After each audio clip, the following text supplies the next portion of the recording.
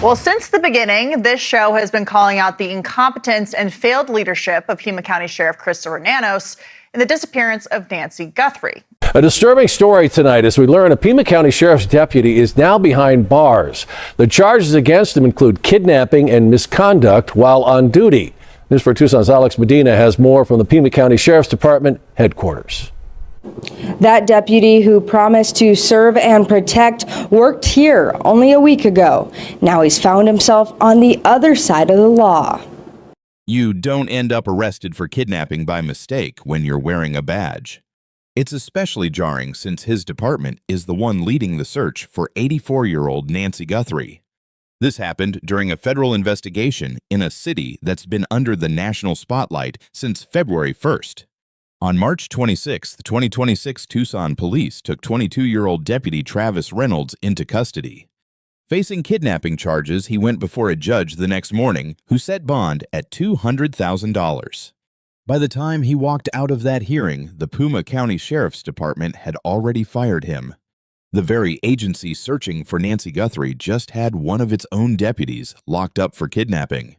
Let that sink in for a second, because this arrest isn't just about one bad cop. It's a clear look at the internal rot within the agency the Guthrie family is trusting to find Nancy. When you factor in the failed leadership, the no-confidence votes, and the forensic lab blunders, the arrest of Travis Reynolds stops looking like a fluke and starts looking like a pattern.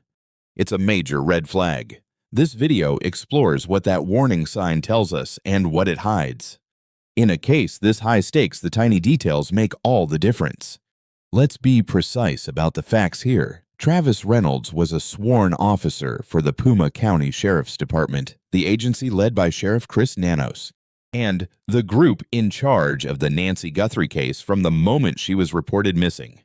Notably, it wasn't his own department that caught him. It was the Tucson Police Department. An outside agency had to step in. That's a massive detail that shouldn't be overlooked. It proves their internal accountability is non-existent. Here is what the criminal complaint actually says. Reynolds was supposed to be transporting a female detainee to the county jail. It's a basic fundamental duty for any deputy, according to prosecutors and official records reviewed by the media. What allegedly happened during that short drive is why he is now facing a kidnapping charge. Reynolds reportedly made inappropriate comments to the woman while she was handcuffed in the back seat. They allegedly shared a vape, and then he offered to sabotage her case in exchange for sexual favors. The victim begged him to just take her to the jail for processing. Reynolds allegedly ignored her, making her watch other detainees enter the building while she remained trapped in his car. Having never been arrested before, she didn't realize how the booking process was supposed to work. She had no idea that her treatment was a total violation of protocol. According to the filing, she was terrified and confused while watching other officers come and go with their prisoners. Reynolds allegedly forced her to watch graphic videos and coerced her into exposing herself before finally ending the transport. Only after that ordeal did he finally move her into the jail facility. Security footage from the jail confirmed parts of her story, and when investigators questioned him, Reynolds gave a vague response saying he might have discussed sex or shown her those videos. May or may not have. That is the weak defense of an officer caught abusing his power over a woman who couldn't even escape. The Sheriff's Department was quick to confirm that his employment has been terminated. Once Tucson PD reported the arrest, the Pima County Sheriff's Office officially cut ties with him. Reynolds is currently held on a $200,000 bond, but he hasn't been named in Nancy's case. We are sticking strictly to the evidence, and there is no confirmed link between Reynolds and Nancy Guthrie. However, we must be honest about why this scandal damages the integrity of the entire investigation. Ignoring that link is a mistake because it truly matters, and the underlying reason is far more significant than most reports suggest. At this stage, we have to balance two separate concepts and avoid the urge to lump them into a single thought. Travis Reynolds hasn't been officially tied to the Nancy Guthrie disappearance. That is our factual starting point, and we won't stray from it. However, a clear line exists between Reynolds being the one who took her and his arrest simply being a major factor in the Guthrie probe. We are looking at two entirely distinct situations. The second point remains valid, even if the first never pans out. The Pima County Sheriff's Department isn't just some side character in this drama. They are the primary investigators. Sheriff Chris Nanos has acted as the official voice of this search since the very first day. His team has been the ones knocking on doors and syncing up with the FBI. They've handled the scene of the crime, the camera footage, the tip hotline, and the media updates. So when an officer from that very squad is busted for allegedly using his authority, his gear, and his physical dominance over a woman in custody to take advantage of her, that scandal doesn't just happen in a vacuum, it's tethered to every case that office handles. It's happening within the same walls and institution that was already falling apart long before Reynolds was ever processed. To see why the Reynolds arrest is such a bombshell, you have to look at the internal chaos at the Pima County Sheriff's Department before March 26th. This is an agency that's been struggling to keep its head above water. Locals and critics have been loud about the slow pace and the lack of clear answers from the department. People noticed the glaring gaps between what Nanos claimed in front of the cameras and what was actually being discovered elsewhere. Online groups have even started pushing for a recall to kick Sheriff Nanos out of office. Trying to fire an elected sheriff during a massive federal case isn't just a minor gripe, it's a total breakdown of public confidence. Reporters also caught several instances where Nanos's narratives didn't match the evidence coming from other sources. In February, Nanos insisted that his team wasn't looking into any fresh names or suspects. Meanwhile, local shop owners were saying FBI agents had just been there showing them photos and lists of people. There's no way both of those stories can be right. Even Nanos's own staff held a unanimous vote of no confidence and publicly demanded he quit. Just think about that. Every single voting deputy in that office went on the record saying they no longer trusted the man leading the country's biggest missing person search. That was the messy reality at the Pima County Sheriff's Department before Travis Reynolds was ever handcuffed. Now toss the Reynolds arrest into that already volatile mix. An officer from that same squad allegedly used his power to trap and mistreat a woman, and he was caught by a different agency, not his own. There is one specific detail in the Reynolds case that requires your full focus, and it isn't the part that makes the headlines. It's the victim's explanation of why she didn't realize something was wrong sooner. She'd never been arrested and had no idea how the process was supposed to go. Seeing other officers moving people around while she sat waiting in the car, she just assumed she didn't understand the rules.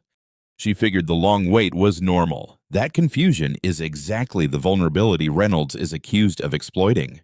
It wasn't just about physical force or the metal cuffs on her wrists.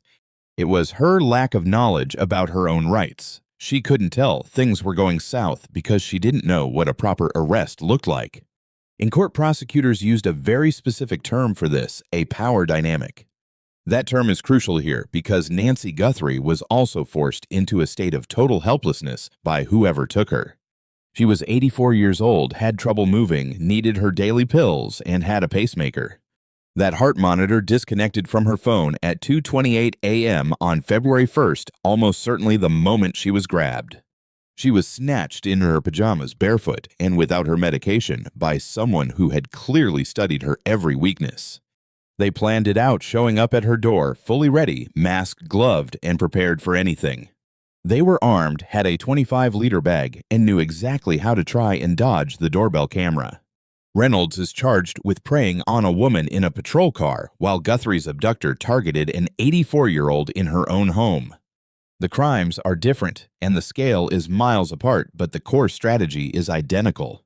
Finding a weakness and striking where someone can't defend themselves. When Reynolds' arrest went public, the internet lit up instantly. Users across every platform linked the officer's arrest to the Nancy Guthrie case within minutes, despite the lack of any physical proof. One person online pointed out that this could completely derail the search for Nancy Guthrie. There are claims that the Pima County authorities have been totally compromised from within. It is high time for the feds to step in and take charge. People are asking if a deputy is facing snatching charges, how can we trust them with Nancy's life? Look, internet comments aren't hard evidence. We don't view them as proof, but they act as a clear barometer of how little faith the public has in this agency. The verdict is clear: confidence is dead, and that trust didn't die with Reynolds' arrest. It was already buried.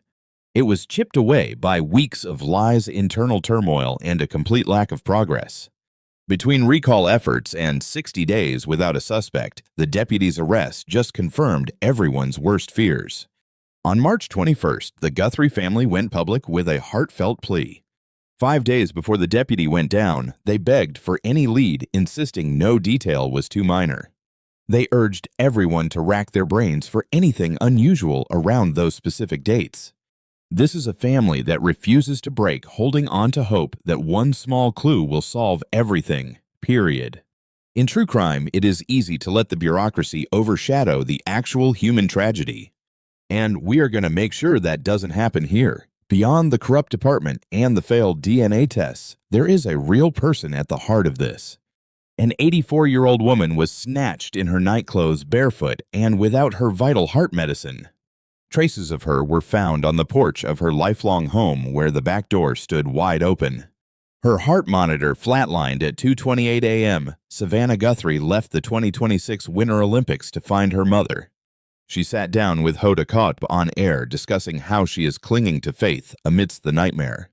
She's haunted by the idea her fame made her mother a target and believes the ransom demands are genuine.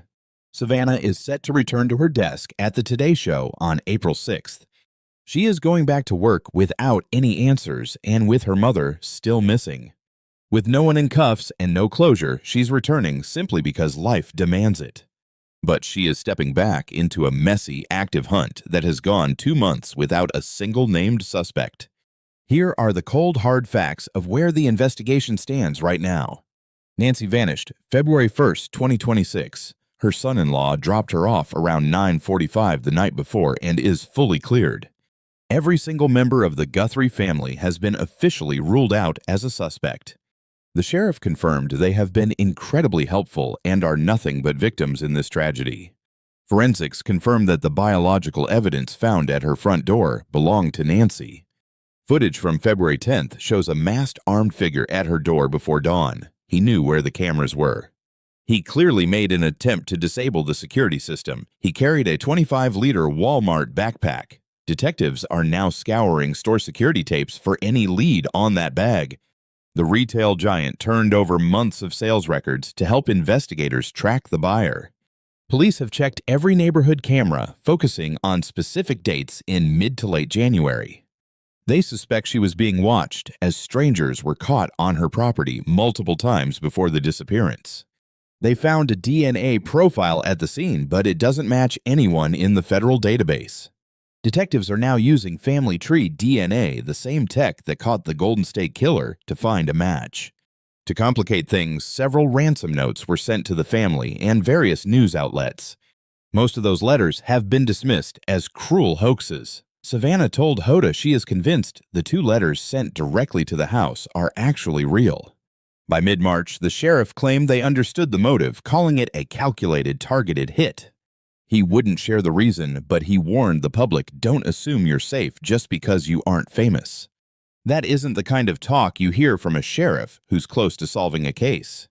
That is the sound of a man who is genuinely terrified by the scope of the threat. That $1 million Guthrie bounty remains totally untouched. Another $12,500 from crime fighters stays unclaimed. No arrests made and no suspects named yet. Still 0 arrests, so where does the Reynolds bust leave us? Here is the cold truth. No evidence links Reynolds to the New York case, but his arrest rattles an already breaking department. Every internal mess burns through an agency's cash legal team and their public reputation. Currently, Pima County is juggling a massive federal search for a missing person, a total loss of staff support, a sheriff recall, and a deputy facing kidnapping charges. Having the FBI involved is not just a bonus, it is now structurally vital. The FBI brings the budget, the reach, and the top-tier forensic tools. Most importantly, they are far from the local drama, staying laser-focused on the search. The hunt goes on. They are currently digging into DNA and ancestry records. They are still combing through doorbell cams. Tips keep coming. Somewhere in those files, in the DNA or the gut feeling of a witness, the truth is waiting. Dial 1-800-CALL-FBI if you know anything about that morning of February 1st, 2026, or saw anyone lurking near Nancy's place in January, or noticed unusual behavior at her usual spots before she vanished. Pick up the phone. Not tomorrow. Right now. Travis Reynolds appeared in court on March 27th for alleged patrol car crimes. He will face the music. But the mystery actually haunting Tucson right now, the case gripping the country for 2 months, has no courtroom date. Nancy Guthrie is still missing. The walls are closing in. New details completely flip the script on everything. Stay tuned. I am Amy Reynolds. All right, Mr. Reynolds, we are starting your initial court appearance. You face felony kidnapping charges today. You have the right to keep quiet. Anything said will be used against you. I am appointing you a lawyer. Let us see. Is it the public defender or okay? We have not received the paperwork from the court-appointed counsel's office yet. I will assign a public defender for today. You have counsel sitting with you now. We are going to set your bail conditions this morning. I have reviewed the complaint and the pretrial report, which shows if you have any serious criminal history. I hear noise. Is that the jail, or did someone forget to mute? Right. It also covers your local Roots job status and their release suggestions. Finally, I have checked the prosecution's specific requests. They want $50,000. Does the state have more to add? Yes, Judge. We want $50,000 plus monitoring if he is released. This alleged crime is very disturbing given the defendant's job and his power over the victim. There are signs this has happened before. The victim wants him banned from the jail and the scene. No weapons or contact. To be honest, she is absolutely terrified of this defendant. She fears retaliation because of his former authority. That is why we want the high bond. It is on the form, but we are officially requesting no contact. Thank you. Defense thanks Judge. We request supervised release without a cash bond. He is a lifelong local with a home and a full-time job. The reporting party confirmed the details and is willing to take responsibility for him. I'm assuming that means she doesn't mind him being released. Hold on, I think there's a mistake. She isn't actually the victim. My bad, I got things mixed up. Anyway, let me address other matters, Your Honor. He has no prior record, not even a single misdemeanor. He's never missed court. His risk assessment scores are at the lowest level. Given that we're asking for his release today under court supervision, thank you. Mr. Reynolds' bail is $200,000 cash or bond. If you're out, you'll be under supervision for any required monitoring or treatment. You must stay sober. No alcohol, substances, or weapons are permitted. Surrender any guns to the police. Stay away from the victim and the scene. Your hearing is April 6th at 1:30 p.m. That date might shift. Keep talking to your lawyer. If you miss court, I'll issue a warrant. Understand, Mr. Reynolds? All right. We are finished for today.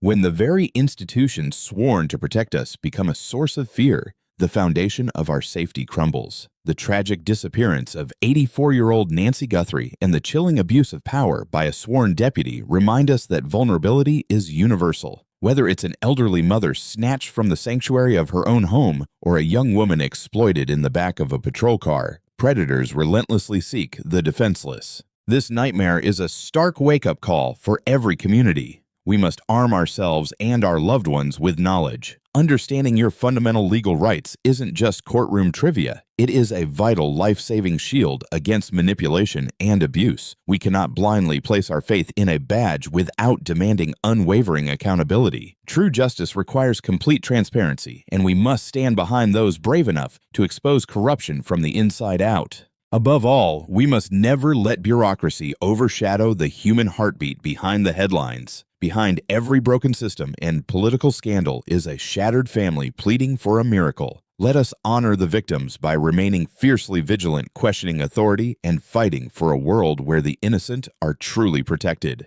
Speak up, stay aware, and never allow the truth to remain buried in the dark.